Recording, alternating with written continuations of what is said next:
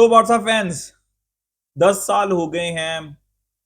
एक गली पे हम पहुंच रहे हैं, एक रास्ते पे हम जाना चाह रहे हैं, एक घर के अंदर हम जाना चाह रहे हैं। लेकिन 10 साल से हम उस गली तक, उस रास्ते तक पहुंचते हैं, हमें वो गली नजर आ रही होती है, हमें वो घर भी नजर आ रहा होता है, लेकिन हमें हर दफा उधर से वापस आना पड़ता है। और आई थिंक ये वो लोग समझ सकते हैं जिन्होंने उससे पहले का भी 2014-15 वाला सीजन भी देखा, उससे पहले वाले 10 साल भी देखे हैं और पिछले 10 साल भी देखे हैं।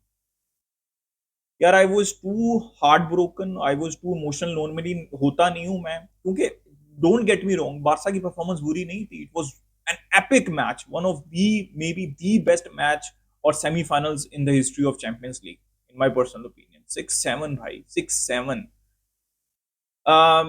सो डोंट गेट मी रॉन्ग, मतलब मैं ये नहीं कि कोई क्रिटिसिज्म नहीं करना चाह रहा, बट आई डोंट नो भाई। मतलब इतने डेबैकल्स देखे, रोमा का देखा, एटलेटिको मैड्रिड का देखा, फिर एनफील्ड के ऊपर डेबैकल देखा, फिर पिछले 3-4 साल से तो हम स्ट्रगल कर रहे हैं। पिछला वाला देख लें आप, पीएसजी पे हम इतनी अच्छी पोजीशन के ऊपर थे और उसके बाद हमने वो वाला टाई भी अपने हाथ से जाने दिया। I have seen everything.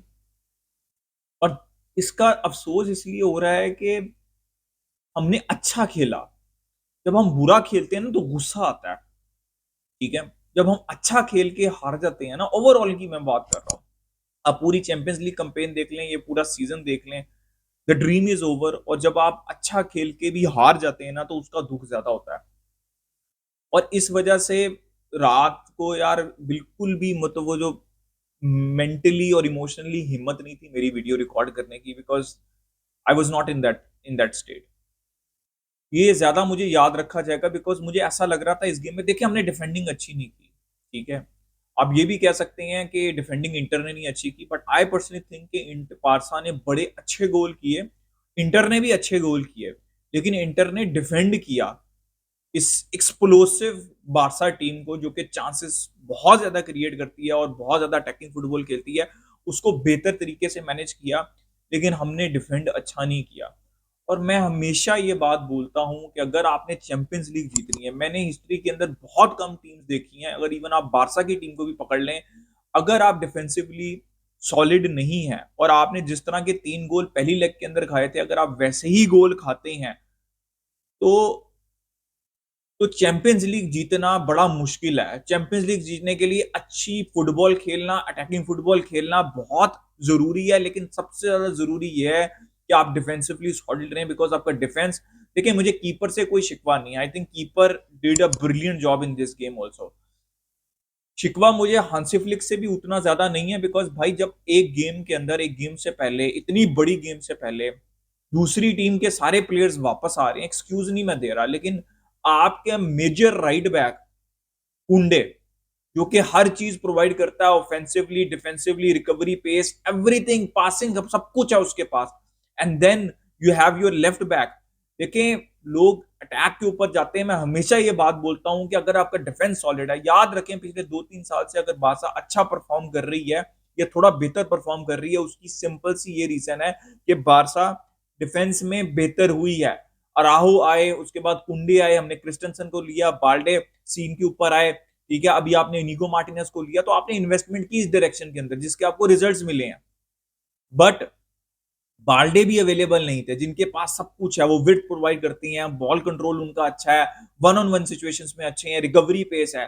जब ये दो प्लेयर्स आपकी टीम से निकल जाते हैं तो आप बहुत ज्यादा ब्लेम मैनेजर को नहीं दे सकते। हाँ, आप ये कह सकते हो, देखिए अब तो मैच खत्म हो गया ना, पहले हाफ के बाद तो सब कह रहे थे कि राहुल को स्टार्ट। मेरे हिसाब से गेम की जो टोन थी ना, वो सही सेट नहीं हुई थी। अब बहुत से लोग कहेंगे यार जेरान मार्टिन का बेहतरीन गेम था ऑफेंसिवली, और ये हम सालों से, पिछले 10 सालों से भी बात करते हैं कि Jordi alba is brilliantly going forward. But what is the difference between Jordi alba and Balde, और जेरार्ड मार्टिन?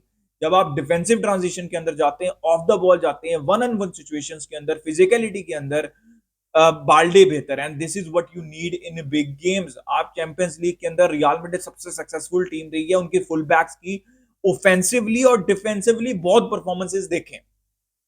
आप इस सीजन हमारे फुल बैक्स बाल्डे और कुंडे की ऑफेंसिवली और स्पेशली डिफेंसिवली परफॉर्मेंस देखें। Defence is the first priority. तो आप अगर ओवरऑल गेम देखें तो आप कहेंगे यार जेरार्ड मार्टिन क्या बेहतरीन उन्होंने कमबैक किया ऑफेंसिवली। मैं बिल्कुल उसको अप्रिशिएट करता हूं, उसकी तारीफ करता हूं। और मैं हांसी फ्लिक की भी तारीफ करता हूं कि शायद कोई मैनेजर होता तो वो चेंज कर देता। I wanted the change. मैं ऑनेस्टली ये बात बोलूंगा, मुझे शुरू के 15 मिनट के बाद ही मैं तो चाहता था शुरू से ही अराहो खेलें।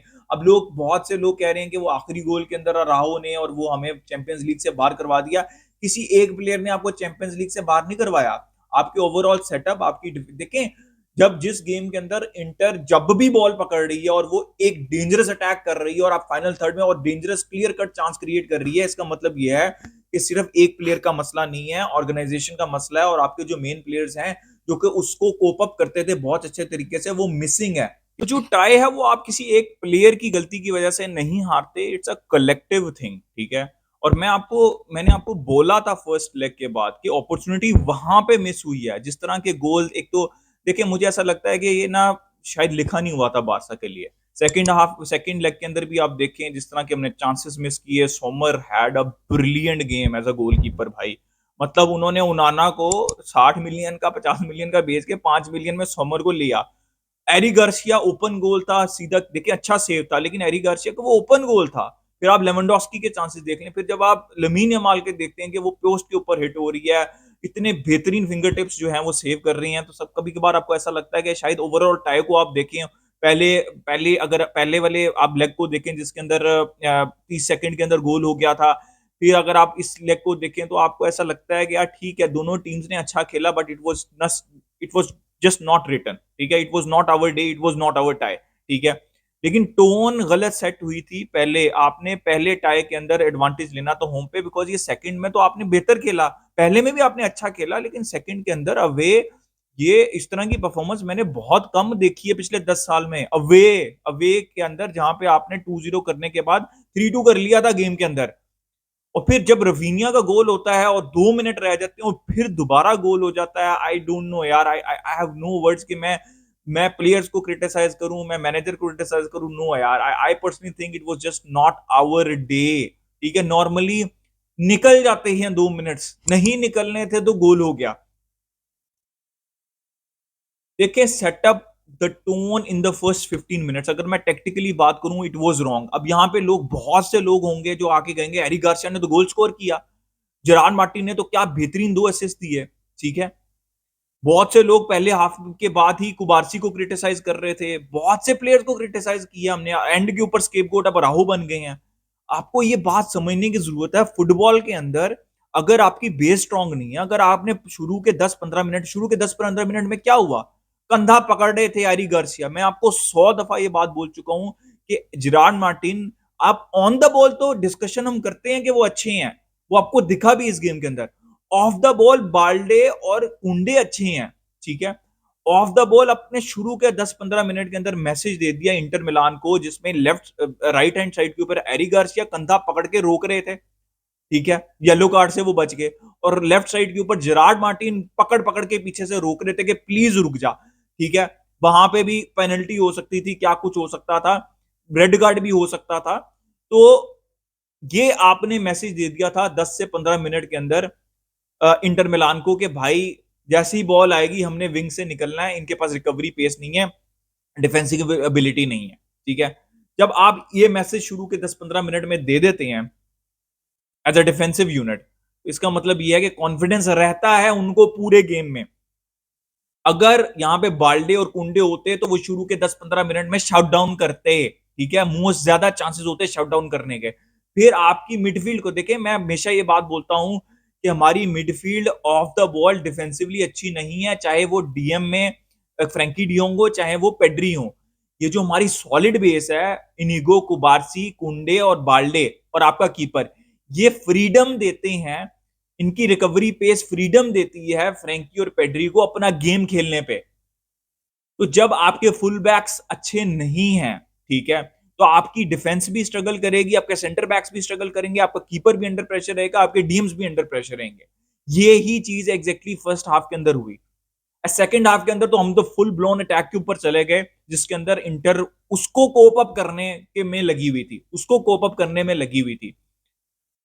तो यार इट्स अनफॉर्चुनेट। फिर रॉबरी की बात हो रही है, लेकिन डिसीजंस तो बहुत बड़ा क्वेश्चन मार्क है। जो आखिरी गोल होता है उसके अंदर क्या वो जो गोल हुआ था उसके अंदर क्या फाउल नहीं था जेरार्ड मार्टिन के ऊपर? यार 100% वो फाउल था जेरार्ड मार्टिन के ऊपर। मुझे एक बात नहीं समझ लगती, उसके कुछ सेकंड बाद ही गोल होता है, तो आप जब वीएआर उसको देख रही है तो वो क्यों नहीं आइडेंटिफाई कर पा रही? देखें, जब कुबारसी ने टैकल किया था लुटारो मार्टिनेज के ऊपर, वो नेकेड आई से नहीं लग रहा था कि वो बहुत अच्छा टैकल लग रहा था, लेकिन जब आपने स्लो मोशन के अंदर आप लेके गए तो ऐसा लग ऑनेस्टली ऐसा साफ दिख रहा था, और मेरे हिसाब से वो पेनल्टी नहीं थी, वो राइट कॉल थी। वो साफ ऐसा दिख रहा था कि जब आप स्लो मोशन के अंदर लेके गए कि उसका टच नहीं था कुबारसी का पहले। तो भाई फिर जिरान मार्टिन के ऊपर फाउल वापस आपने देखा क्यों नहीं?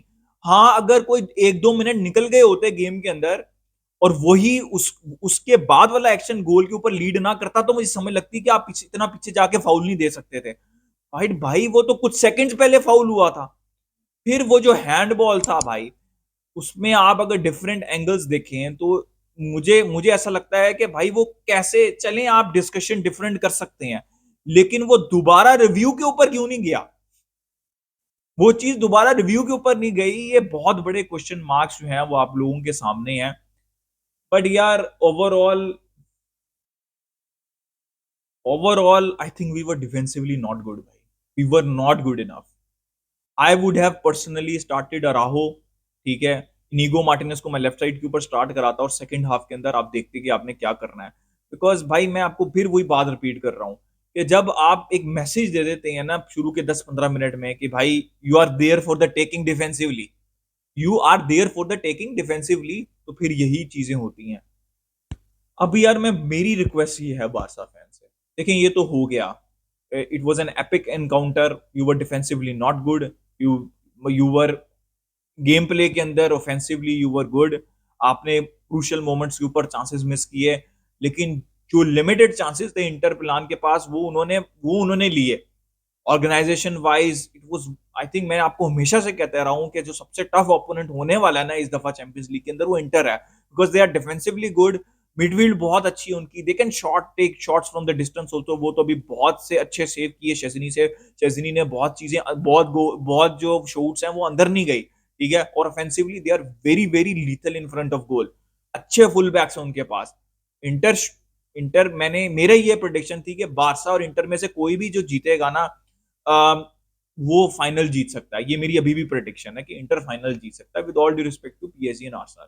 अब मेरी रिक्वेस्ट ये है कि यार बारसा फैन से, देखो भाई मैं बहुत डिसअपॉइंटेड हूँ, आई एम हार्ट ब्रोकन, जैसे मैंने आपको वीडियो से पहले बताया, लेकिन मैं आपको सिर्फ एक चीज बताऊंगा, कंसिडरिंग जिस तरह हमारा सीजन स्टार्ट था, it's not a good situation to be in, because आपने 2 90 मिनट्स के मैच एक्स्ट्रा टाइम के मैचेस खेल लिए हुए हैं, आप अच्छे फ्रेम ऑफ माइंड से नहीं जा रहे लालीगा के अल क्लासिको के अंदर, but you have to win that, you have to win that, आपको वो फोकस वापस लेके आना अपना, बिकॉज लालीगा जीतनी बहुत जरूरी है। अगर आप लालीगा जीत जाते हैं, Copa del Rey, semifinal of Champions League, Spanish Super Cup, it will be a successful season. I know I am heartbroken, you are heartbroken, but it will be consider as a successful season, ये बात याद रखें।